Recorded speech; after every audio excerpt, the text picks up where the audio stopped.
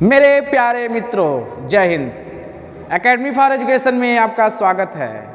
हम लगातार सीधी बात नो बकवास में बातें करते आ रहे हैं। आज बात करेंगे, बोर्ड की तैयारी शुरू हो चुकी है और इसमें आज बात करेंगे बायोलॉजी के बारे में। ये बायोलॉजी जो है बहुत इम्पोर्टेंट सब्जेक्ट है। किसी भी कंपटीशन एग्जाम में यहाँ से लेकर के बोर्ड के एग्ज़ाम में हम डेली बाय डेली जो है 5 से 7 नंबर 4 नंबर की बातें करते आ रहे हैं, बेसिक फैक्ट के बारे में। इसके अलावा हम बात करेंगे कुछ क्वेश्चन के बारे में आगे चल कर के, और ये 10वीं क्लास का है, लेकिन 10वीं क्लास के अलावा यह चीज़ें क्या आगे भी पूछा जाता है। तो चलिए बात कर लेते हैं आनुवंशिकता और जैव विकास। बायोलॉजी पार्ट 3 है।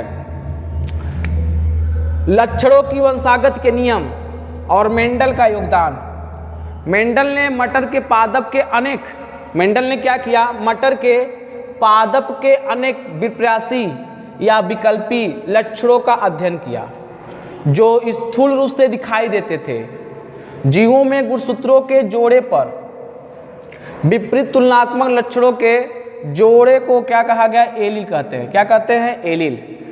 ये गुणसूत्र एक ही बीजस्थल पर मतलब लोकस पर पुष्प के रंग के लिए बैंगनी और सफेद, बीज के आकार के लिए गोल या झुर्रीदार, और पादप की लंबाई के लिए बौना या लंबा। तो देखिए 3 चीजें। पुष्प के रंग के लिए कैसा होना चाहिए? बैंगनी और सफेद।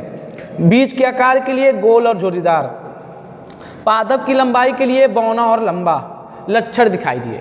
इन लक्षणों की संकरण पद्धति से सही ज्ञान के लिए मेंडल ने 2 प्रकार के संकरण कराए।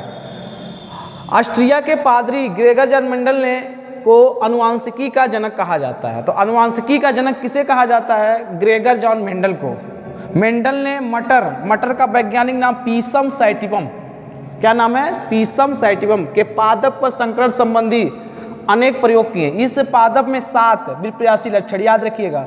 मटर का जब संकरण कराए थे और उसका देखे थे तो क्या हुआ था? 7 विपर्यासी लक्षण प्राप्त हुए थे और उनके वंशागत के बारे में अध्ययन किए। मेंडल ने एक समय में केवल एक ही लक्षण, याद रखिएगा, मेंडल ने एक समय में केवल एक ही लक्षण वंशागत का अध्ययन किया। सन 1900 में हालैंड के वैज्ञानिक ह्यूगो डुब्रीज कहाँ के थे? हालैंड के। जर्मनी के वैज्ञानिक का नाम क्या है? Karl Correns. जबकि ऑस्ट्रेलिया के वैज्ञानिक नाम है एरिक वान शेरमार्क ने जो मेंडल ने क्या किया था? ग्रेगर जॉन मेंडल ने जो नियम दिया था उसकी पुष्टि किए थे। क्या किए थे? पुष्टि किए थे। इसके बाद मेंडल ने जो अपने मटर को लेकर प्रयोग किए थे, एक्सपेरिमेंट किए थे, उसमें कुछ लक्षण दिखाई दिए। कितने प्रकार के लक्षण? विपर्यासी लक्षण 7 प्रकार के, जो सामने दिखाई दे रहा है। और इसमें कुछ प्रभावी लक्षण थे और कुछ अप्रभावी लक्षण थे। देख लेते 1 बाय 1। पहला लक्षण क्या था? बीज की आकृति। देखिए बीज की आकृति में जिस बीज की गोलाई मतलब गोल था, राउंड था, वो प्रभावी लक्षण बता रहा था। और झुर्रीदार हो गए तो कैसा बता दिया?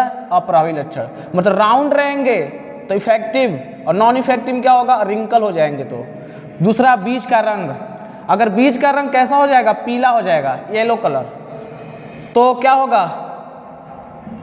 पीला हो जाएगा तो प्रभावी होगा, और हरा हो जाएगा तो अप्रभावी होगा, ग्रीन।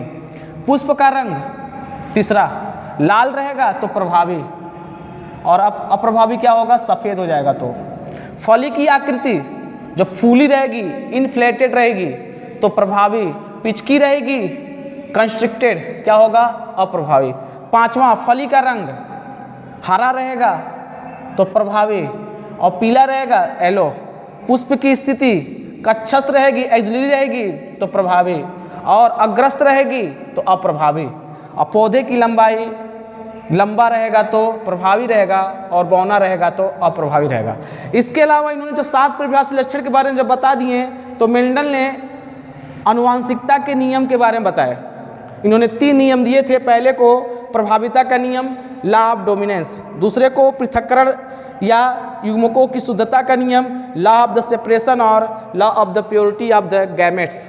और तीसरा नियम क्या था? स्वतंत्र अभ्यूहन का नियम, लॉ ऑफ इंडिपेंडेंट असॉर्टमेंट। तो ये 3 नियम क्या दिए थे। आनुवंशिकता जैव विकास को लेकर के आगे चल करके बहुत सारे वैज्ञानिकों ने अपना स्वरूप योगदान दिए, और ये जा कर के जीवन का एक बहुत बड़ा जो मापदंड आधार था वो तय हो गया। आगे चल कर के हम बात करेंगे इसके चौथे भाग में कि यह प्रभाविता के नियम, मेंडल की आनुवंशिकता का नियम है क्या, जिसमें 3 नियम बताए गए। इसके बारे में हम डिटेल बात करेंगे। तो यहीं पर वीडियो क्या करते हैं, समाप्त करते हैं। Thank you very much.